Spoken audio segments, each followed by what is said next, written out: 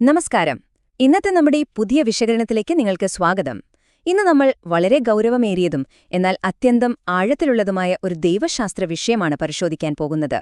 Pastor എൽവിസിന്റെ ഒരു പ്രഭാഷണത്തെ അടിസ്ഥാനമാക്കി അപ്പസ്തോലനായ പൗലോസിന്റെ എഴുത്തുകളിലെ വളരെ നിർണായകമായ ഒരു വാക്യമാണ് നാം ഇന്ന് പഠിക്കുന്നത്. വളരെ സങ്കീർണമെന്ന് തോന്നാവുന്ന ഈ ആശയങ്ങൾ നമുക്കെങ്ങനെ എളുപ്പത്തിൽ മനസ്സിലാക്കാം എന്ന് നോക്കാം. ഇതിന്റെ അടിസ്ഥാനം തന്നെ വളരെ രസകരമായ എന്നാൽ വലിയൊരു ചോദ്യത്തിൽ നിന്നാണ് ആരംഭിക്കുന്നത്. ഒന്ന് ചിന്തിച്ചു നോക്കൂ, ഉയിർത്തെഴുന്നേൽപ്പ് എന്ന സംഭവം ഒരിക്കലും നടന്നിട്ടില്ലെങ്കിലോ? പാസ്റ്ററുടെ വിശകലനമനുസരിച്ച് ക്രിസ്തീയ വിശ്വാസത്തിന്റെ അടിസ്ഥാനം തന്നെ പൂർണ്ണമായി തകർക്കാൻ കഴിയുന്ന ഏറ്റവും വലിയൊരു ചോദ്യമാണിത്. പൗലോസ് അപ്പോസ്തലൻ ചോദിക്കുന്ന ഈ ചോദ്യം വെറുമൊരു സാധാരണ സംശയമല്ല കേട്ടോ, മറിച്ച് മുഴുവൻ വിശ്വാസവ്യവസ്ഥയുടെയും അടിത്തറയെ തന്നെ ചോദ്യം ചെയ്യുന്ന ഒന്നാണ്. യേശുക്രിസ്തു മരിക്കുകയും വീണ്ടും ജീവിക്കുകയും ചെയ്തു എന്നതിലാണല്ലോ ഈ ദർശനം നിലനിൽക്കുന്നത്. ഒരു വേള ഇത് സംഭവിച്ചില്ലായിരുന്നുവെങ്കിൽ എന്ത് സംഭവിക്കുമായിരുന്നു? അതാണ് നമ്മളിവിടെ അന്വേഷിക്കുന്നത്. ഇതിനായി 1 കൊരിന്ത്യർ 15:17 ഈ വാക്യം നമുക്കൊന്ന് നോക്കാം.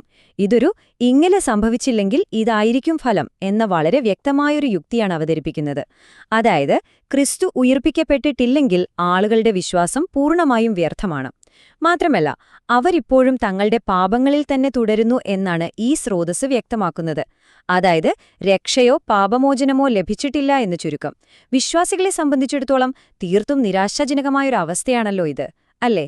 ഇതിലെ പ്രധാന മുന്നറിയിപ്പ് എന്താണെന്ന് നമുക്ക് നോക്കാം. ശരി, നമുക്ക് നേരെ ഇതിലേക്ക് കടക്കാം.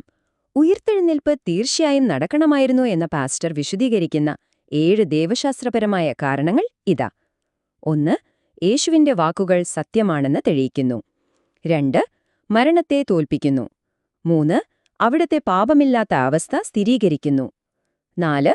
മനുഷ്യർക്ക് വേണ്ടി പ്രാർത്ഥിക്കാൻ ഒരു മധ്യസ്ഥനെ നൽകുന്നു. 5. വിശ്വാസികളുടെ ഉയിർത്തെഴുന്നേൽപ്പ് ഉറപ്പാക്കുന്നു. 6. രക്ഷ സാധ്യമാക്കുന്നു. ഒപ്പം 7ാമതായി ആദാമിന്റെ ശാപം മാറ്റുന്നു. ഈ 7 കാര്യങ്ങളാണ് ഈ സ്രോതസ്സിൽ പ്രധാനമായും ഉള്ളത്. ഇനി ആദ്യത്തെ കാര്യത്തിലേക്ക് വരാം, യേശുവിന്റെ അവകാശവാദങ്ങളുടെ സത്യം. യോഹന്നാൻ 12:24 ഗോതമ്പുമണിയുടെ ഉപമ നിങ്ങൾ കേട്ടിട്ടുണ്ടാകും. പാസ്റ്റർ ഈ ആശയം വളരെ മനോഹരമായിട്ടാണ് വിശദീകരിക്കുന്നത്. യേശു തന്നെ ഒരു ഗോതമ്പുമണിയോട് ഉപമിക്കുന്നു. ചിന്തിച്ചു നോക്കൂ, ഒരു ഗോതമ്പുമണി മണ്ണിൽ വീണഴുകി ഇല്ലാതായാൽ മാത്രമേ അതിൽ നിന്ന് പുതിയ ജീവനും കൂടുതൽ ഫലങ്ങളുമുണ്ടാവൂ, അല്ലേ? അതുപോലെ തന്നെയാണ് യേശുവിന്റെ മരണവും അതിനുശേഷമുള്ള ഉയർപ്പും അനേകർക്ക് ജീവൻ നൽകുന്നതിനുള്ള ഒരു പ്രകൃതിദത്തമായ നിയമം പോലെയാണ് ഇവിടെ അവതരിപ്പിക്കപ്പെട്ടിരിക്കുന്നത്. അടുത്തതായി നാം നോക്കുന്നത് മരണത്തിന്മേലുള്ള വിജയമെന്ന ആശയമാണ്. പ്രവൃത്തികൾ 2:24 പറയുന്നത് വളരെ ശ്രദ്ധേയമാണ്. മരണം യേശുവിനെ പിടിച്ചുവെക്കുന്നത് അസാധ്യമായിരുന്നു എന്ന് ഇത് പറയുന്നു. കാരണം എന്താണെന്നോ? യേശു വഴിയും സത്യവും ജീവനുമാണെന്ന് സ്വയം അവകാശപ്പെട്ടിരുന്നു.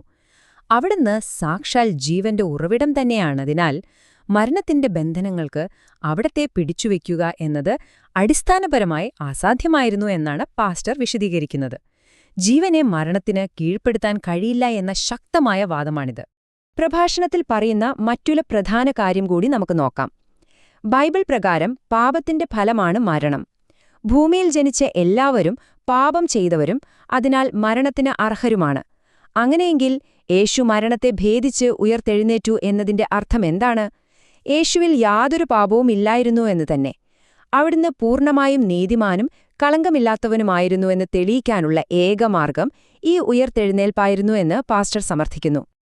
അടുത്ത പ്രധാനപ്പെട്ട വിഷയം ജീവിക്കുന്ന ഒരു മധ്യസ്ഥനെക്കുറിച്ചാണ്. ഇതിൽ വളരെ രസകരമായ കാര്യം എന്താണെന്നാൽ എബ്രായർ 7:25 പ്രകാരം വിശ്വാസികൾ പ്രാർത്ഥിക്കുന്നത് ജീവനില്ലാത്ത ഏതെങ്കിലും ഒന്നിനോടല്ല, മറിച്ച് എക്കാലവും ജീവിക്കുന്ന ഒരു വ്യക്തിയോടാണ്.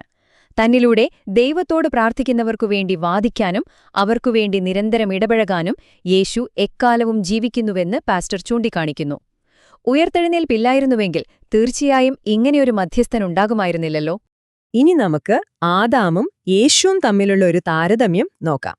ചരിത്രത്തിലെ ഈ 2 വ്യക്തികൾ തമ്മിലുള്ള വലിയ വ്യത്യാസമൊന്ന് ശ്രദ്ധിച്ചേ.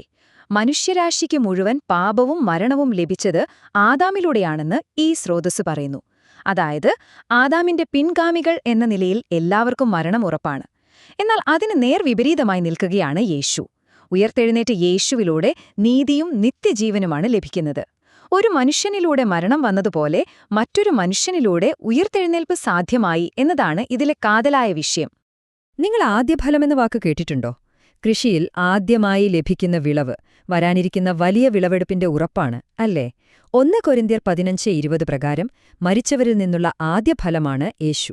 ഇതിനർത്ഥം യേശു ഉയിർത്തെഴുന്നേറ്റത് ഒരു തുടക്കം മാത്രമാണെന്നും യേശുവിൽ വിശ്വസിക്കുന്ന എല്ലാവർക്കും ഇതേ രീതിയിലുള്ള ഉയിർത്തെഴുന്നേൽപ്പുണ്ടാകുമെന്നതിന്റെ ഏറ്റവും വലിയ ഗ്യാരന്റിയുമാണിത് എന്ന് പാസ്റ്റർ വിശദീകരിക്കുന്നു. അവസാനമായി, ഈ ആശയങ്ങൾ എല്ലാം രക്ഷയുമായും നിത്യജീവനുമായും എങ്ങനെ ബന്ധപ്പെട്ടിരിക്കുന്നു എന്ന് നോക്കാം.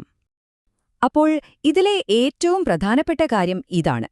റോമർ 10:9 അടിസ്ഥാനമാക്കി രക്ഷ പ്രാപിക്കുന്നതിനുള്ള കൃത്യമായ നടപടിക്രമങ്ങൾ പാസ്റ്റർ ഇവിടെ വ്യക്തമാക്കുന്നുണ്ട്. ഇത് വളരെ ലളിതമാണ്. 1. യേശുവിനെ നാഥനായി വായ്കൊണ്ട് ഏറ്റുപറയുക. 2. ദൈവം അവനെ മരിച്ചവരിൽ നിന്ന് ഉയിർപ്പിച്ചു എന്ന് ഹൃദയത്തിൽ വിശ്വസിക്കുക. 3. അങ്ങനെ രക്ഷ പ്രാപിക്കുക. ഉയിർത്തെഴുന്നേൽപ്പിലുള്ള ആഴത്തിലുള്ള വിശ്വാസമാണ് ഇവിടെ രക്ഷയുടെ അടിസ്ഥാനമായി മാറുന്നത്.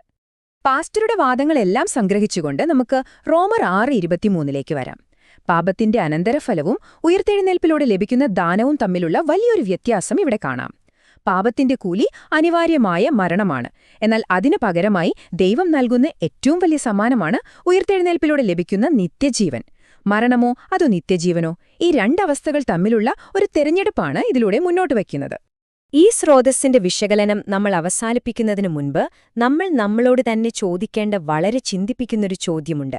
ഉയിർത്തെഴുന്നേൽപ്പ് എന്നത് വെറുമൊരു ചരിത്ര സംഭവമോ വിശ്വാസമോ മാത്രമല്ല, മറിച്ച് അത് ജീവന്റെ ആത്യന്തിക സത്യമാണെങ്കിൽ ഇന്ന് നിങ്ങളുടെ ദൈനംദിന ജീവിതത്തെ, നിങ്ങളുടെ കാഴ്ചപ്പാടുകളെ, നിങ്ങളുടെ പ്രതീക്ഷകളെ അതെങ്ങനെ മാറ്റുന്നു? ഈ ഉറവിടം നൽകുന്ന ഉൾക്കാഴ്ചകൾ നിങ്ങളുടെ ചിന്തകളെ ഉണർത്താൻ സഹായിക്കുമെന്ന് വിശ്വസിക്കുന്നു. വീണ്ടും കാണുന്നതുവരെ ഈ ചോദ്യം നിങ്ങളുടെ മനസ്സിലുണ്ടാകട്ടെ. നന്ദി.